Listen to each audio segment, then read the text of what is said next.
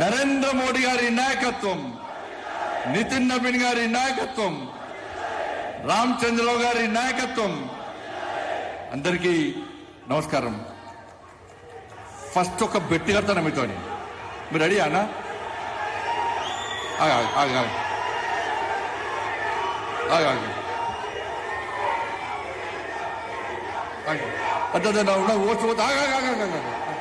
Please please please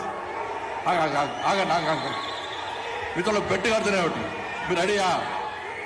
మీరు రెడీయా? అదే అది తర్వాత మీతో బెట్టి కడతా. మీరు రెడీయా దానికి?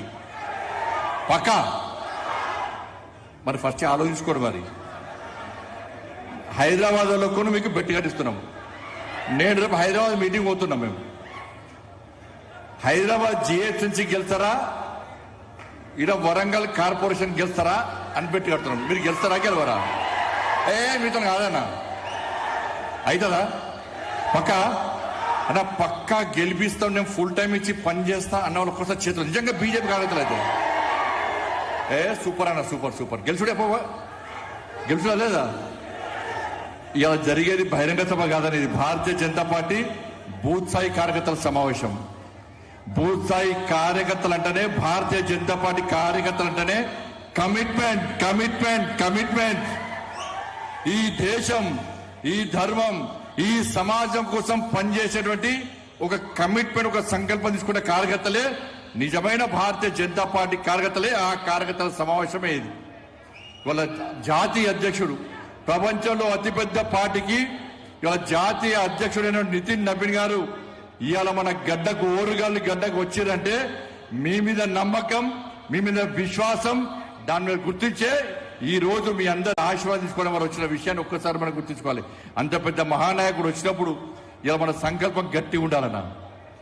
ఇలా ఏ సర్వే చూసినా కూడా, నేను అది పొగుడతలేను, ఇలా ఏ సర్వే చూసినా కూడా వరంగల్ కార్పొరేషన్ లో ఈసారి ఎట్టి బస్సులో కాషాయం జెండా రెప్పరెప్పులు ఆడడం ఖాయం అని చెప్పి 100% సంకేతాలు వచ్చినాయి. ఇవాళ ఇక వాళ్ళు వీళ్ళు మొరుగుతారని పడుచుకోతారు. ఇక బీఆర్ఎస్ కూడా అడ్రస్ ఇవ్వడానికి మొన్న ఎమ్మెల్యేకు, ఎమ్మెల్సీలకు క్యాండిడేట్ లేరు. బీఆర్ఎస్ వాళ్ళకు ఉన్నారా? మనమే గెలుస్తాం. వాడ ఎమ్మెల్సీకి క్యాండిడేట్ లేరు. 7 కార్పొరేషన్ ఎన్నికలు జరిగినాయి మొన్న తెలంగాణలో. బీఆర్ఎస్ ఎన్ని గెలిచినాయి? 0. కరీంనగర్ ఎవరు గెలిచారు? ఎవరు గెలిచారు?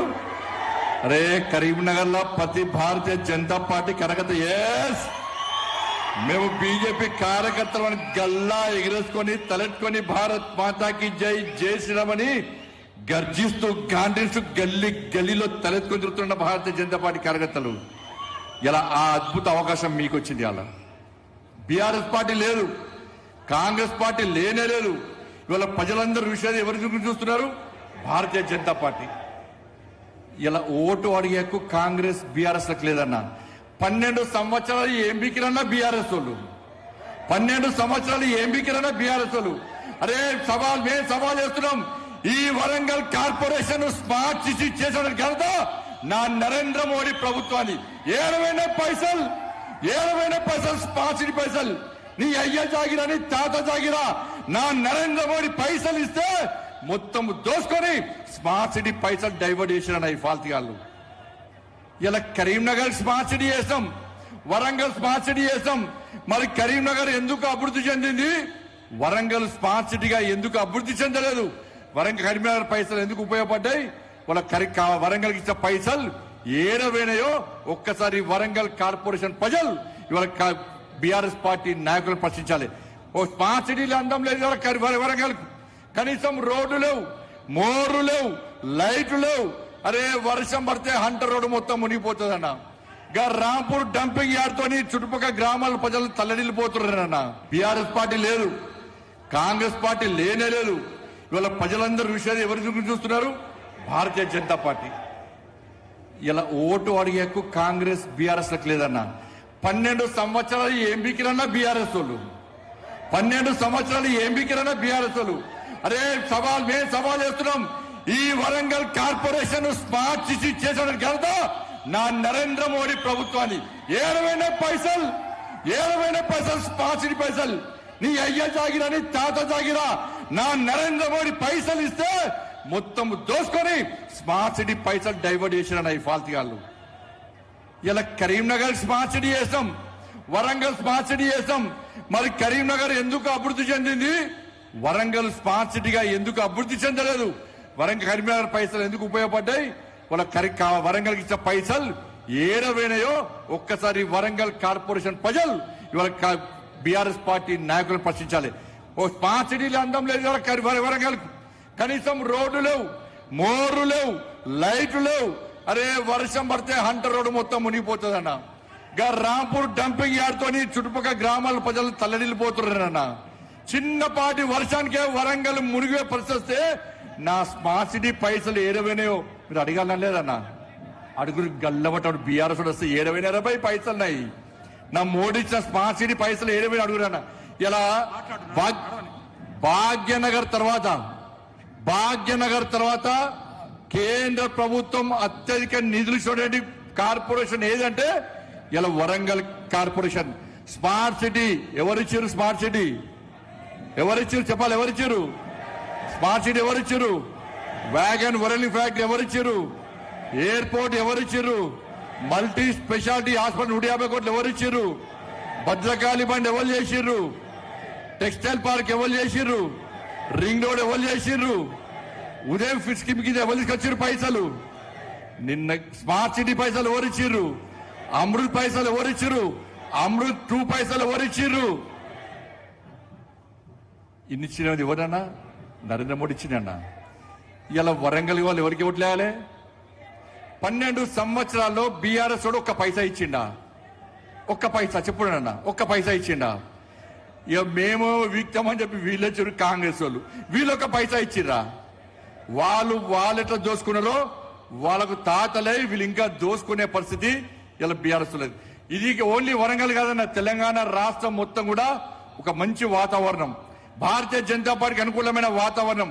చాలా మంది కార్యకర్తలు అనుకుంటారు ఇది ఎప్పటించో చెప్తున్నాం. ఈసారి ధారదన్న, ఈసారి 2028లో ఎప్పుడు ఎన్నికలు వచ్చినా తెలంగాణ రాష్ట్రంలో ఎగిరేది కాషాయపు జెండా, కమలపు జెండా కాదని అన్న విషయాన్ని, కాషాయపు జెండా, కమలపు జెండా మాత్రమే ఈ తెలంగాణ గడ్డ మీద ఎగురుతున్న విషయాన్ని ఒక్కసారి గుర్తుంచుకోండి. ఇలా కేంద్ర నాయకత్వానికి నమ్మకం ఉందన్న విశ్వాసం ఉంది.